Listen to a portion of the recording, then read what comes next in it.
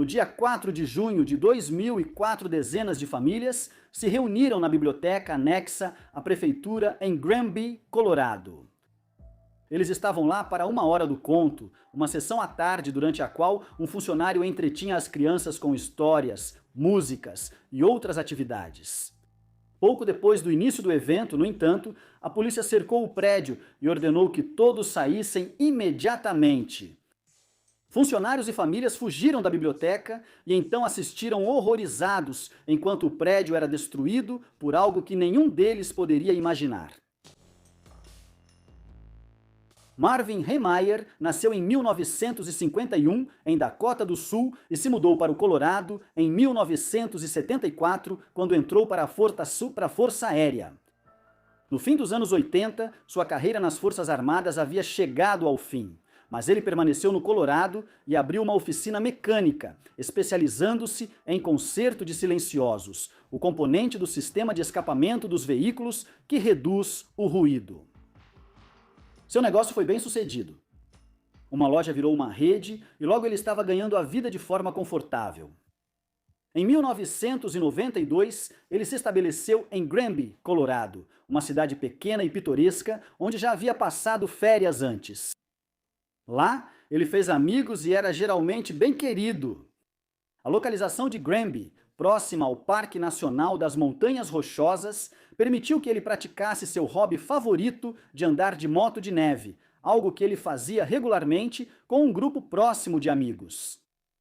Aqueles que o conheciam observavam que ele era leal, à moda antiga e confiável, além de ser extremamente inteligente. Muitos amigos, conhecidos e clientes comentavam sobre o quão habilidoso ele era como soldador e o quanto tinha orgulho do seu trabalho. Pouco depois de se instalar na cidade, Marvin teve conflitos com alguns moradores. Isso começou quando ele comprou um terreno em leilão público e abriu uma oficina de conserto de silenciosos ali. O terreno não tinha ligação com o esgoto e usava uma fossa séptica improvisada de um caminhão-cisterna de cimento enterrado. A prefeitura insistiu que Marvin conectasse sua propriedade à rede de esgoto mais próxima, algo que custaria o dobro do que ele pagou pelo terreno. Marvin se recusou. Em 1997, uma família local, os dois chefs, comprou um terreno ao lado da propriedade de Marvin para construir uma fábrica de concreto. Marvin se opôs e mobilizou os moradores próximos contra a fábrica de concreto. Ao longo de várias semanas, uma série de mudanças foi feita nos planos para reduzir o barulho, a poluição e o tráfego que resultariam da fábrica e, no final, a aprovação para a reconstrução foi concedida. Furioso, Marvin iniciou uma batalha judicial para tentar impedir a construção da fábrica. Embora estivesse preocupado com o barulho e a poeira, sua principal reclamação era que acreditava que a fábrica de concreto, ao ser concluída, bloquearia o acesso à sua oficina. Durante anos, a luta continuou. Embora Marvin inicialmente tivesse muito apoio em suas objeções à fábrica de concreto, à medida que os planos foram modificados, outros opositores desistiram de suas objeções até que apenas Marvin restou. Agora, ele estava lutando uma batalha perdida e, para piorar ainda mais a situação, a cidade começou a exigir que ele se conectasse à rede de esgoto, aplicando multas por cada dia que permanecia desconectado. Marvin passou a sentir que era tratado injustamente pela cidade, enquanto os dois chefes recebiam tratamento preferencial por serem uma família local tradicional. Enquanto Marvin era multado diariamente por não ter uma conexão de esgoto que não queria nem precisava, os dois chefes receberam autorização para iniciar as obras da usina de concreto, apesar das objeções dele. Esse sentimento de injustiça sobrecarregou Marvin e ele começou a ter sentimentos negativos em relação à cidade. Ele acreditava que seus vizinhos estavam rindo dele e que as famílias mais antigas da cidade estavam conspirando para expulsá-lo, um recém-chegado. À medida que seu estado mental piorava, Marvin começou a acreditar que era obrigado a se vingar da cidade e que fazer isso era nada menos do que uma missão de Deus. Finalmente, depois de vários anos, ele tomou uma atitude. Em abril de 2002, ele fez uma viagem para a Califórnia, durante a qual participou de um leilão e comprou um bulldozer Komatsu D355 e o da... Ela ficou meses estacionada fora da oficina de escapamentos em Granby. Os transeuntes acreditavam que ele pretendia vendê-la para obter lucro ou usá-la para realizar trabalhos de paisagismo. No entanto, em outubro daquele mesmo ano, Marvin havia decidido dar um uso totalmente diferente à máquina.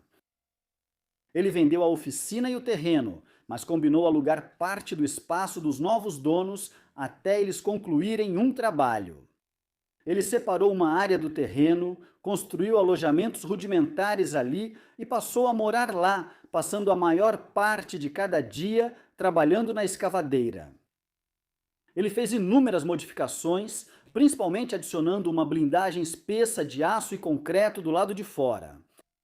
Essa blindagem obstruía a visão da cabine do motorista, então ele também instalou câmeras externas protegidas por plástico à prova de balas e várias aberturas de tiro ao redor do veículo. O resultado final parecia mais uma arma de guerra do que uma escavadeira. Nesse período, várias pessoas visitaram a oficina e perceberam que Marvin fazia um trabalho incomum no bulldozer. Ele disse que modificava o sistema de resfriamento a ar da máquina e eles não investigaram mais. Ao mesmo tempo, para outros conhecidos, Marvin falava abertamente sobre usar o veículo para causar destruição em massa, mas esses comentários foram interpretados como piadas por seus amigos. Mas Marvin não estava brincando. No dia 4 de junho de 2004, depois de trabalhar no trator por mais de um ano, Marvin entrou nele, levando consigo várias pistolas e suprimentos de comida e água para uma semana. Depois, ele passou com o trator pela parede da oficina de escapamentos e começou a destruir a cidade ao redor. Seu primeiro alvo foi a usina de concreto dos Dochef, agora concluída ao lado. Ele passou com o trator blindado por ela. Os funcionários se dispersaram, fugindo da máquina aterrorizante antes de se reagrupar e tentar jogar entulho nas esteiras dela. Marvin atirou neles pelas aberturas de tiro e eles recuaram, assim como vários policiais estaduais, quando Marvin dirigiu o trator blindado diretamente contra eles.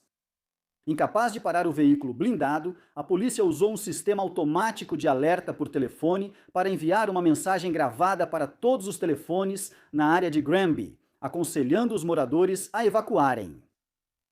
Muitos deles fizeram isso, fugindo ao som de destruição e tiros ao longe.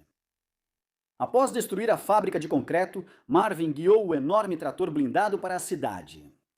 Um policial subiu em cima do veículo, procurando uma maneira viável de atacá-lo, mas não conseguiu encontrar nem a menor brecha em sua blindagem. Logo ele desceu e se juntou a dezenas de outros policiais, que só podiam acompanhar e assistir, consternados, enquanto o ataque de Marvin continuava. Marvin destruiu parcialmente a prefeitura e a biblioteca, um banco local e parte dos escritórios do jornal da cidade. Máquinas pesadas foram trazidas para bloquear o tanque, mas o trator de esteira modificado de Marvin empurrava facilmente qualquer veículo. Só quando ele atacou uma loja local e uma das esteiras do trator de esteira caiu em um porão, deixando o tanque improvisado preso, é que seu reinado de destruição chegou ao fim. A polícia cercou o veículo, temendo um confronto, mas antes que pudessem tentar invadi-lo, Martin tirou a própria vida. O rastro de destruição que ele deixou na cidade foi grande, porém direcionado. A fábrica de concreto era alvo antigo da ira de Marvin, assim como locais de trabalho de autoridades ou pessoas que ele achava tê-lo ofendido. De fato, quando sua casa foi revistada, foi encontrada uma lista manuscrita com 107 nomes, todos considerados pessoas com quem Marvin, em algum momento, teve desentendimentos. O protesto destrutivo de Marvin ganhou cobertura da mídia mundial. Seu veículo modificado, apelidado de Killdozer, mesmo não tendo causado nenhuma morte, foi alvo de muita admiração online, pois era considerado um projeto extremamente impressionante para uma única pessoa ter construído. Muitas pessoas simpatizavam com Marvin e com as frustrações que ele enfrentou ao lidar com a administração de uma pequena cidade americana. Ao mesmo tempo, muitos moradores de Granby observaram que Marvin tinha sido extremamente irracional e ignorado várias oportunidades de resolver suas disputas. Por exemplo, os dois chefes haviam oferecido comprar o terreno dele por um preço muito favorável, mas Marvin continuou aumentando o valor que aceitaria até que o negócio fracassou. Os dois chefes ofereceram ao Marvin acesso à propriedade deles para se conectar à rede de esgoto pela tubulação deles, mas ele se recusou a discutir o assunto com eles. Em outras ocasiões, ele foi pego despejando esgoto bruto em valas de drenagem e tentando se conectar clandestinamente à linha de esgoto de um vizinho sem permissão. Marvin deixou várias fitas de áudio nas quais ele narrava da história por trás de seus muitos rancores.